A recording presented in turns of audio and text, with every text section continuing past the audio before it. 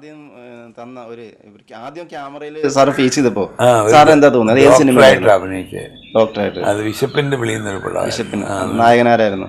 നസീർ ആണ് നായകൻ. അതിൽ നസീറിന് വേണ്ടി ഞാൻ ഒരു പാട്ടും പാടിയിട്ടുണ്ട്. ഓ, വിശപ്പിന്റെ വിളി. ചിന്തയിൽ നീറുന്ന ജീവിതം എന്നൊരു പാട്ട് പാടിയിട്ടുണ്ട്. കവിയൂർ റഹ്മാൻ ഞാനിവിടെ പാടിയത്. അപ്പം അന്നാണ് ഇങ്ങനെ പരിചയപ്പെട്ടത് നസീറിനെ. പിന്നെ അതിൽ ചെറിയ റോള് അതങ്ങനെ ഭയങ്കര ടെൻഷൻ തോന്നിയിരുന്നു. ഭയങ്കര ടെൻഷനായിരുന്നു. പറയോ സംവിധായകന്മാര്? അങ്ങനെയൊന്നുമില്ല, പുതിയ ആൾക്കാരാണെന്ന് അവർക്കും അറിയാമല്ലോ. വളരെ സൗമ്യമായിട്ടൊക്കെ ഏതായാലും അന്ന് മുതൽ ചെറിയ ചെറിയ റോളിങ്ങനെ അഭിനയിച്ച് പിന്നെ ആ ലൈനിലങ്ങ് മുന്നോട്ട് പോയി എന്നുള്ളതാണ്. എന്നാലും സാറിന് ഈ മലയാളികൾ ഒരു വില്ലൻ വേഷത്തോടെ ആദ്യ കാലഘട്ടത്തിൽ കാണുന്നത്, അന്ന് അറിയപ്പെടുന്നൊരു വില്ലൻ ഏതെങ്കിലും സിനിമയിൽ ഓർമ്മയുണ്ടോ സാറിന്? ജയനൊക്കെ വന്നതിന് മുമ്പ് അടുത്ത കാലത്ത് വന്നത്. അന്നത്തെ വലിയ വില്ലൻ എന്ന് പറഞ്ഞാൽ കൊട്ടാരക്കരയൊക്കെയാണ് വലിയ വില്ലന്മാർ. പി ജെ ആന്റണിയുടെ കൂടെ അഭിനയിച്ചിട്ടുണ്ട്. പി ജെ ആന്റണിയുടെ കൂടെ അഭിനയിച്ചിട്ടുണ്ട്. രണ്ടിടം കഴിയുന്നൊരു പടം. രണ്ടിടം കഴിയും. കുമാരി പി ജെ ആന്റണി ഞങ്ങളെ കൂടെ അഭിനയിച്ചതാണ്. അതിൽ ഏത് റോളായിരുന്നു? എനിക്ക് അതിൽ ഒരു വില്ലനായിട്ടാണ്. പിന്നെ കുമാരിയെ റേപ്പ് ചെയ്യുന്ന ഒരാളായിട്ടാണ്. അത് ഞാൻ ഓർക്കുന്നുണ്ട്. അങ്ങനെ ഒരു പടം ചെയ്തു. മെരിലാൻഡിലായിരുന്നു. അന്ന് ഈ അടൂർവാസി അവരൊക്കെയാണല്ലോ ഈ തമാശ. അടൂർവാസിയാണ് തമാശയായിട്ടൊക്കെ. അടൂർവാസിക്ക് പിന്നീട് വന്നതാ. വിശപ്പിൻ്റെ സമയത്തൊന്നും അടൂർവാസി ഇല്ല. അപ്പോൾ അടൂർവാസിനെ കാട്ടിയൊക്കെ സീനർ തന്നെയാണ് സാർ. സീനറാ. അത് സീനറാ. അത് നസീറും ഞാനും സത്യനുമൊക്കെ അങ്ങനെ കാലത്ത് സീനറാണ്. അന്നത്തെ കാലഘട്ടത്തെ സിനിമകൾക്കും ഇന്നത്തെ കാലത്തെ സിനിമ വളരെ വ്യത്യാസമുണ്ട്. അന്നൊരു കഥയുണ്ടായിരുന്നു, ബാക്കിയുള്ളൊരു കവിതയായിരുന്നു. ടെക്നിക്സ് ഒക്കെ മാറിപ്പോയില്ലേ. ഇന്നിപ്പോൾ കണ്ട നിങ്ങളൊന്ന് ഒറ്റ ലൈറ്റ് വെച്ചാൽ അല്ലേ? അതെ അതെ അതെ. ഉദയശുടി 42 ലൈറ്റ് വെച്ച് ഷോട്ട് എടുക്കുന്ന ഞാൻ നോക്കുന്നു. 42 ലൈറ്റ്, ഇതിപ്പോൾ ഒറ്റ ലൈറ്റ്. അപ്പോൾ അത്രയും ടെക്നിക്സിന് മാറ്റം വന്നില്ലേ? അപ്പോൾ എല്ലാ കാര്യത്തിലും വന്നു. ഫോട്ടോഗ്രാഫിയിലും സൗണ്ടിലും അഭിനയത്തിലും മേക്കപ്പിലും എല്ലാ കാര്യത്തിലും വന്നു. അന്നൊക്കെ ഇതുപോലെ വീട്ടിൽ ഇതുപോലെ വെച്ച് ഇങ്ങനെ സിനിമ എടുക്കാൻ സാധിക്കുന്നൊന്നും ആരും പ്രതീക്ഷിച്ചില്ല. അന്ന് സിനിമ ഫീൽഡിലേക്ക് വന്നപ്പോൾ വീട്ടിലാരെങ്കിലും വഴക്ക് പറയുക അങ്ങനെ? ഇല്ല, അങ്ങനെ വഴക്കായിട്ട് പറഞ്ഞില്ല. പിന്നെ അത് കുറേശ്ശെ അങ്ങ് അക്സെപ്റ്റ് ചെയ്തു. മറ്റൊന്നും ഇല്ലല്ലോ. ഈ സമയത്ത് എപ്പോഴാണ് സാറിൻ്റെ വിവാഹം നടന്നത്? ഇതിനിടയ്ക്ക് വിവാഹം അങ്ങ് നടന്നു. എവിടെ നിന്ന് വിവാഹം കഴിച്ചത് സാർ? കോട്ടയത്ത് നിന്ന് തന്നെ. കോട്ടയത്ത് തന്നെയാണ്. അതെ അതെ. എന്താണ് സാർ എറണാകുളത്തേക്ക് പോകുന്നത്? എറണാകുളത്തേക്ക് ഞാൻ പറഞ്ഞില്ല, പിന്നെ ഞാൻ അവിടെ റെഡിമെയ്ഡ് ഡ്രസ്സിൻ്റെ വ്യാപാരമായിരുന്നു കോട്ടയത്ത്. തേയിലക്കട കഴിഞ്ഞ് അങ്ങനെ ആയി. അപ്പോൾ അതിൻ്റെ കൂടെ ഈ പിന്നെ സിനിമയിൽ പൊയ്ക്കൊണ്ടിരുന്ന കാലത്ത് തന്നെ ഈ ഡ്രൈ ക്ലീനിങ്ങിനെ പറ്റി എനിക്ക് ഇൻട്രസ്റ്റ് തോന്നി. അത് തുടങ്ങാനായിട്ട് പ്ലാൻ ചെയ്ത് ആദ്യം കോട്ടയത്ത് തുടങ്ങി. പിന്നെ അത് എറണാകുളത്ത് തുടങ്ങണമെന്ന് പ്ലാനിട്ടു. അങ്ങനെ എറണാകുളത്തേക്ക് വന്നപ്പോൾ താമസം ഇങ്ങോട്ട് മാറ്റി എന്നുള്ളതേ ഉള്ളൂ. അന്നത്തെ ജീവിതത്തിൽ സാറ് കുറേ കഷ്ടപ്പെട്ടിട്ടുണ്ടെന്ന് തോന്നുന്നു. പട്ടിണി കിടന്നിട്ടുണ്ടോ സാറ്?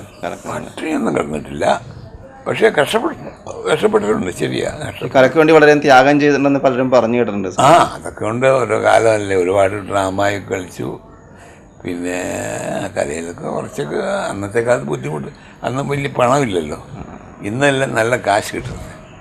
ഇന്ന് സിനിമയ്ക്ക് നല്ല കാശ്, പ്രൊഫഷനെ നല്ല പണമാണ്. അന്നത്തെ കാലത്ത് വലിയ പണമൊന്നും കിട്ടില്ല. അത് നിർമ്മാതാക്കൾ തരാതിരിക്കണം. അവരുടെ എന്താണ്? അതല്ല, അവർ വളരെ ലിമിറ്റഡേ തരുവുള്ളൂ. ഒന്നാമത്. രണ്ടാമത് ചിലപ്പോൾ അത് കളിപ്പീരുവാകും. പറഞ്ഞാൽ ചെയ്യില്ല.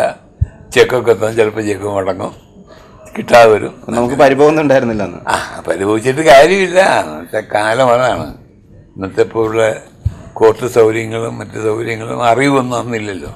വിദ്യാഭ്യാസത്തിലാണും കുറവല്ലേ. വക്കീലിനെ പോയി കാണാനോ അതിനെപ്പറ്റി അന്വേഷിക്കാനോ ഉള്ളൊരു കഴിവും തൻ്റെ ഒന്നും അന്നില്ല. അതുകൊണ്ട് പിന്നെ അങ്ങനെ അങ്ങ് പോയി.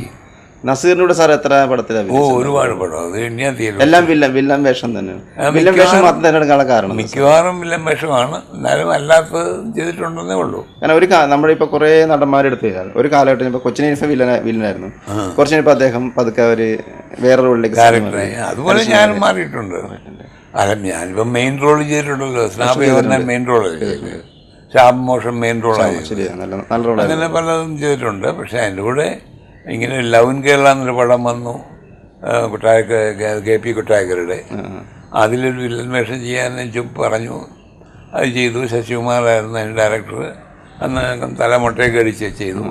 അത് ജനങ്ങൾക്ക് ഇഷ്ടപ്പെട്ടു. പടം സക്സസ്സായി. അത് കഴിഞ്ഞപ്പോൾ എല്ലാവരും പിന്നെ വില്ലൻ വേഷത്തിന് വിളിക്കാൻ തുടങ്ങി. അതൊരു പ്രത്യേകതയൊന്നുമല്ല.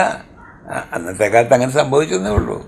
എനിക്കൂടെ ഏറ്റവും കൂടുതൽ വില്ലനായിട്ട് സാറ് ശോഭിച്ചങ്ങനെ നമ്മുടെ ജയനുള്ളപ്പോഴാണ്. ജയനുള്ളപ്പോഴും ചോദിച്ചിട്ടുണ്ട്, അതുണ്ട്. പിന്നെ ഓളം തീരവും വലിയ പടങ്ങൾ ഒത്തിരി ഉണ്ട്, പേര് പറയാൻ ഒത്തിരി ഉണ്ട്. ജയൻ മരിക്കുമ്പോൾ സാർ എവിടെ, മദ്രാസിലാണ്, എവിടെയായിരുന്നു? അല്ല, ഞങ്ങൾ വീർമേട്ടിലൊരു ഷൂട്ടിങ്ങിലായിരുന്നു, അറിയപ്പെടാത്ത രഹസ്യം എന്നൊരു പടം. അറിയപ്പെടാത്ത അത് ജയനും ഉണ്ടായിരുന്നു. തലേദിവസമാണ് ജയൻ അവിടെ നിന്ന് പോയത്. ചെയ്ത് പിറ്റേ ദിവസം ആക്സിഡന്റിൽ മരിച്ചു എന്നുള്ള ന്യൂസ് കിട്ടി. പിന്നെ മധു ഇപ്പോഴും ഉണ്ട്. മധുണ്ട്. പിന്നെ മധുവായിട്ട് എത്ര പടം? മധു അധികം പടമില്ല, പക്ഷേ ഉണ്ട്. മധുവായിട്ടും പടങ്ങൾ ചെയ്തിട്ടുണ്ട്. വലിയൊരു ആർട്ടിസ്റ്റാണ്, വലിയ ഭാഗ്യവാനാണ്.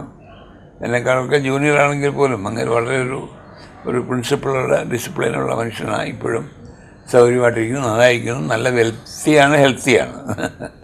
അന്നത്തെ കാലത്ത് നോക്കി അവാർഡൊന്നും വളരെ അവാർഡുകളൊന്നും കാര്യമായിട്ടില്ലല്ലോ.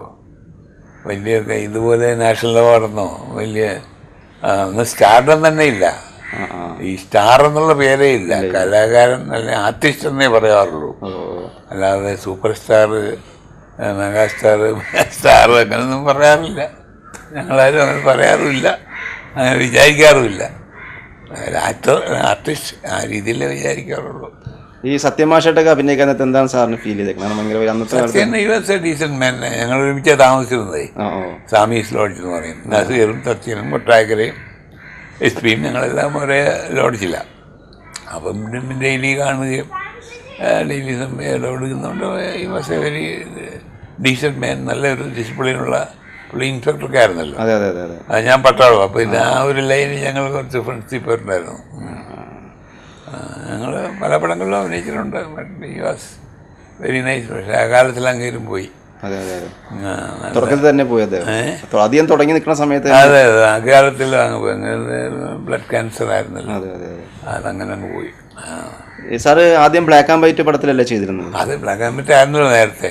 അതിനുശേഷം കളറിലേക്ക് വന്നപ്പോൾ എങ്ങനെ, അതേത് സിനിമ പോലെ കളറിലേക്ക്?